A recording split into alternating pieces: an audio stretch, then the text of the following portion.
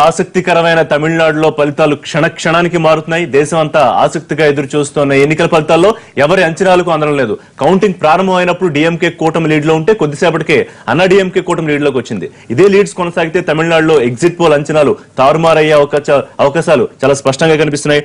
Exit poll ప్రకారం దాదాపుగా అన్ని సర్వే సంస్థలు కూడా డిఎంకే కూటమి అధికారంలోకి వస్తుందని చెప్తే కేవలం సీ వాటర్ సంస్థ మాత్రమే అన్నా డిఎంకే అధికారాన్ని చేజిక్కించుకుంటుందని చెప్పే. కానీ పరిస్థితి రివర్స్ అయ్యే అవకాశం ఉందా?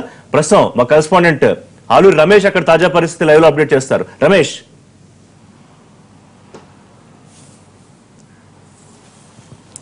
తమిళనాడు ఓటర్లు తీర్పు వెలువడతా ఉంది. మొత్తం రాష్ట్ర వ్యాప్తంగా 68 సెంటర్లలో కౌంటింగ్ మొదలైంది. ముందుగా పోస్టల్ బ్యాలెట్ లెక్కించారు. తర్వాత సాధారణ ఓట్ల లెక్కింపు కార్యక్రమం కొనసాగుతూ ఉంది. ఇటు చెన్నై నగరంలో 3 చోట్ల పోలింగ్ కౌంటింగ్ కేంద్రాలను ఏర్పాటు చేశారు. ఇక జిల్లాల వ్యాప్తంగా కూడా కౌంటింగ్ జరుగుతోంది. ముందుగా మనం చెప్పుకున్నట్టుగా పోలింగ్ ఏదైతే పోస్టల్లో ఉందో ఆ పోస్టల్కి సంబంధించి బ్యాలెట్ లో అన్నా డిఎంకే కొంత ఆధిక్యత కనబరుస్తున్నటువంటి పరిస్థితి ఉంది.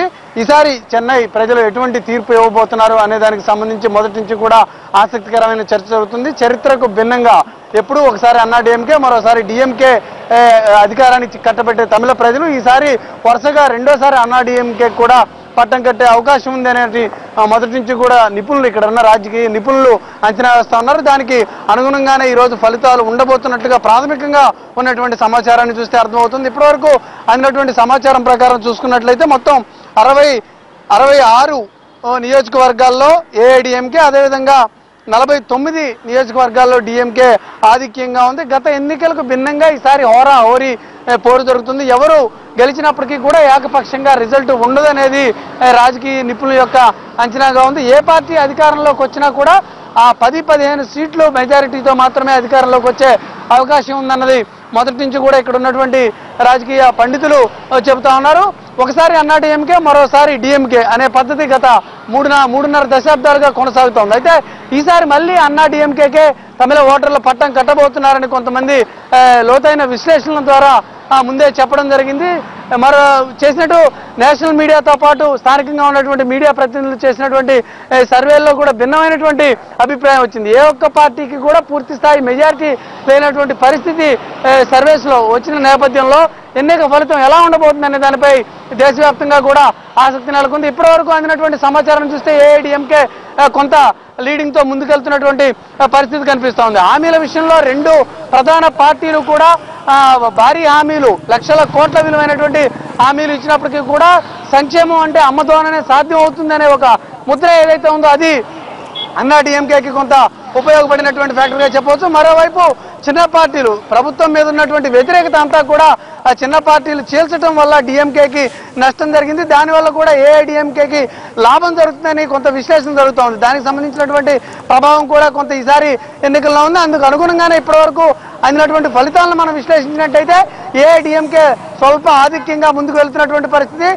ముందుగా ఊహించినట్టు 10 నుంచి 15 సీట్ల ఆధిక్యంతోనే ఏ పార్టీ గెలిచినా కూడా ఏ పార్టీ అయినా కూడా అధికారంలోకి రావడానికి అంతకంటే ఎక్కువ మెజారిటీ ఉండదు అనేటటువంటి విశ్లేషణ కూడా ఉంది. ప్రస్తుతం మనకి అందిన సమాచారాన్ని చూస్తే ఏఐడిఎంకే చెన్నై నగరంలో డిఎంకే కొంత లీడింగ్ లో ఉన్నప్పటికీ కూడా ఇతర జిల్లాల్లో మాత్రం ఏఐడిఎంకే ఎక్కువ సీట్లను గెలుచుకుంటున్నట్టు వాళ్ళ అభ్యర్థులు కొంత లీడింగ్ లో ఉన్నటువంటి పరిస్థితి మనకు కనిపిస్తా ఉంది. రిషి, రమేష్, ఎగ్జిట్ పోల్ అంచనాల తర్వాత కళకోల్పోయి నీరసపడిపోయిన పోయస్ గార్డెన్స్ ఇవాళ ఏఐడిఎంకే శ్రేణుల్లో మళ్ళీ కొంత ఉత్సాహం, సంబరాలు చేసుకునే పరిస్థితి ఏమైనా కనిపిస్తుందా? ఇప్పుడు వస్తున్న ట్రెండ్స్ ప్రకారం ఎట్లా ఉంది అక్కడ వాతావరణం?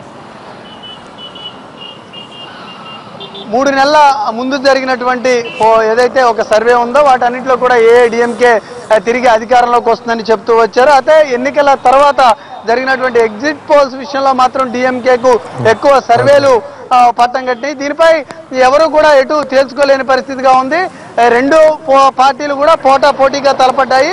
ఎవరు గెలిచినా కూడా అతి స్వల్ప ఆధిక్యంతోనే బయటపడతారనేటువంటి విశ్లేషణ కూడా మనం మొదటి నుండి చూస్తున్నాం. ఇప్పుడున్నటువంటి పరిస్థితి చూస్తే కూడా అదే కనిపిస్తూ ఉంది. ఏఐడిఎంకే కొంత ముందంజలో ఉన్నప్పటికీ కూడా డిఎంకే గట్టి పోటీనే ఇస్తూ ఉంది. జిల్లాల్లో ఏఐడిఎంకేకి కొంత మెరుగైనటువంటి ఫలితాలు వస్తుంటే చెన్నై నగరంతో పాటు కొన్ని పట్టణ ప్రాంతాల్లోకి డిఎంకేకి మంచి ఫలితాలు వస్తున్నటువంటి పరిస్థితి కనిపిస్తుంది. అభ్యర్థుల ఎంపికతో పాటు మొత్తం హామీలు ఇచ్చే వరకు ప్రతి విషయంలో కూడా జయ ఈసారి మరింత వ్యూహాత్మకంగా వ్యవహరించారు. డిఎంకే కూడా గతానికి భిన్నంగా ముందుగానే అభ్యర్థులను ఖరారు చేసుకునే ప్రయత్నం చేసింది. జయలలితను మించి ఉచిత హామీలు గుప్పించేందుకు కూడా కరుణానిధి పోటీ పడ్డారు. అయితే అంతిమంగా చూసుకున్నట్లయితే గతంలో ఇచ్చినటువంటి తీర్పుకు భిన్నంగా ఈసారి ఇస్తున్నటువంటి పరిస్థితి మనం కల్పిస్తుంది. పోయస్ ఘటనలో నిన్నటి వరకు కూడా కొంత నిరుత్సాహమైన వాతావరణం ఉంది. ఎగ్జిట్ పోల్స్ తమకు వ్యతిరేకంగా రావడంతో అన్నా డిఎంకే కార్యకర్తలు నేతలు కొంత నిరుత్సాహానికి గురయ్యారు. అయితే ఉదయం నుంచి వస్తున్నటువంటి పోలింగ్ ఫలితాలు ఆ సరళిని అర్థం చేసుకున్న తర్వాత మాత్రం తమకు విజయం తప్పగా వస్తుందనేటువంటి అభిప్రాయాన్ని వాళ్ళు వ్యక్తం చేస్తా ఉన్నారు. Rishi. Yes Ramesh, thank you for the updates. మళ్ళీ కాసేపట్లో మీతో